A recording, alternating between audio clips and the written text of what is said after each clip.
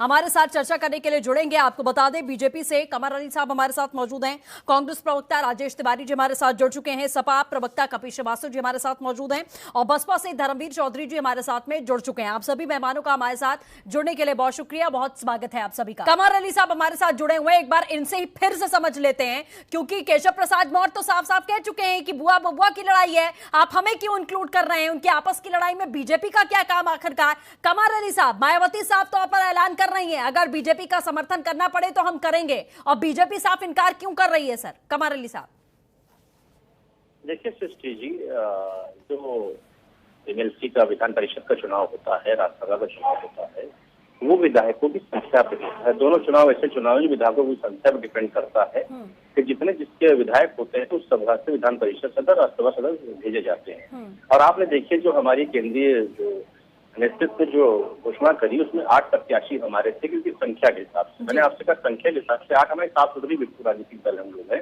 हमने 8 की घोषणा करी, वो 8 में नामांकन हमारे किया, क्योंकि हम जानते हैं अगर हम नवा प्रत्याशी घोषित करते तो आप लोग यही कहते इनके पास संख्या नहीं थी और इन लोगों ने गलत किया। हम लोग गलत रास्ते पे चलने वाले लोग नहीं है, साफ सुथरी राजनीति करने वाले लोग हैं। रही बात इन लोगों की पार्टी की, देखिए बात ये स्वार्थी लोग हैं। आपने एक बात ये देखी कि 93 में श्री काशीराम जी, मायावती जी, मुलायम सिंह जी, 93 विधानसभा चुनाव दोनों लोग मिलकर लड़े थे, कहते आपसे बहुत जरूरी है। फिर उसके बाद श्री अखिलेश यादव जी का काम बोलता था, तो जब आपका काम बोलता था जिसने 27 साल बेहाल कहा, आपने उसके साथ युवराज के साथ आपने गठबंधन कर लिया 27 साल बेहाल के साथ।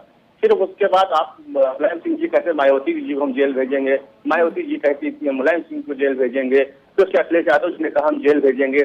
फिर आपने देखा अपने स्वार्थ के लिए 14 में इन लोगों ने ताज होटल में गठबंधन कर लिया। ताज होटल में जो गठबंधन किया आपने देखा कि इन्होंने तोड़फोड़ की राजनीति करी, जाति की करी। इन्होंने ये बताया कि 7% यादव हो गया, 18% मुसलमान हो गया, 21% हमारा वोट बैंक हो गया। तो आप बताइए इस तरह की मानसिकता की 15 साल तक इस उत्तर प्रदेश को लूटा है दोनों लोगों ने मिलकर, और दोनों लोगों ने मिलकर लूटा है। भारतीय जनता पार्टी की साफ सुथरी सरकार आ गई तो इनको बेचैनी पैदा हो गई। उस बेचैनी में ये ऐसी हरकतें करने लगी जिसमें समाज में। कमर अली साहब, बसपा समर्थन कर रही है, समर्थन लेंगे आप या नहीं, ये सवाल था सर।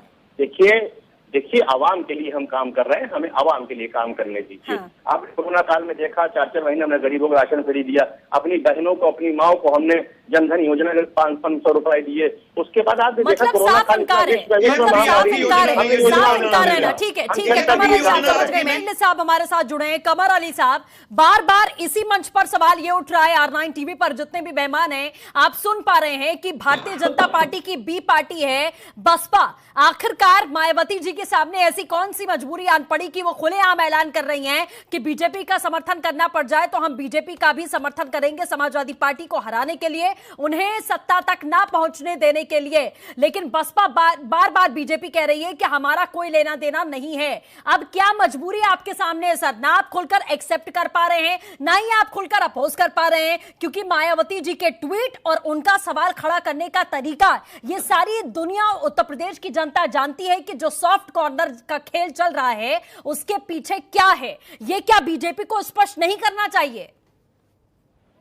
सृष्टि जी बिल्कुल स्पष्ट है, आप देख रही हैं हम योजनाओं पे बात करते हैं, हम काम पे बात करते हैं, हम दबे की बात करते हैं, हम योजनाओं पे काम करते हैं, हम आपसे बताते हैं हमने अपनी वालदाओं बनाई, हम अपनी वालदाओं के लिए हम आपको योजनाओं को बताते हैं जिनसे आवाम से जुड़ा हुआ मकसद है और आवाम को उनको फायदा पहुंच रहा है।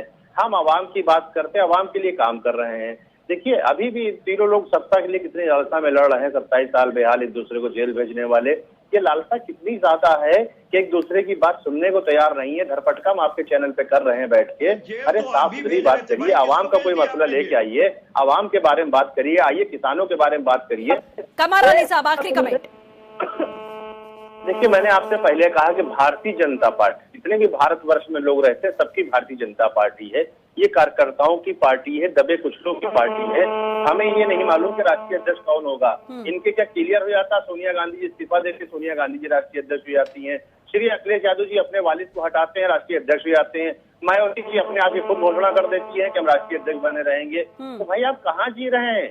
आवाम की कहाँ आपने इतनी देर में बात करी, आप तो लड़ते रह गए। आप सभी खास मेहमानों का हमारे साथ जुड़ने के लिए बहुत बहुत शुक्रिया। तो जाहिर